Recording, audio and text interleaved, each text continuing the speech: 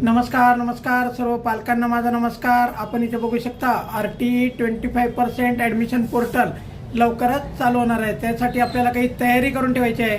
कोणते कोणते कागदपत्र लागणार आहे ते आपण इथे बघणार आहोत। सर्वात महत्त्वाचं आहे, जर आपण कास्टमधून असाल तर आपलं कास्ट सर्टिफिकेट आपल्याकडे असणे गरजेचे आहे। जर आपलं बाळ दिव्यांग असेल तर 40% अधिक दिव्यांगत्वाचं प्रमाणपत्र आपल्याकडे असणे गरजेचे आहे। जर आर्थिकदृष्ट्या दुर्बल घटकातून आपण असाल तर 1 लाखापेक्षा कमी उत्पन्न असल्याचं प्रमाणपत्र आपल्याकडे असलं पाहिजे।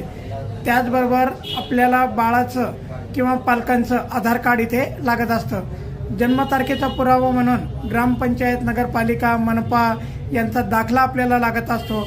आणि त्याचबरोबर रहिवासी पुरावा म्हणून ration card, driving licence, telephone bill, पाणीपट्टी, प्रॉपर्टी टॅक्स, घरपट्टी आणि राष्ट्रीयकृत बँकेचे पासबुक, आधार कार्ड, मतदान ओळखपत्र, पासपोर्ट यापैकी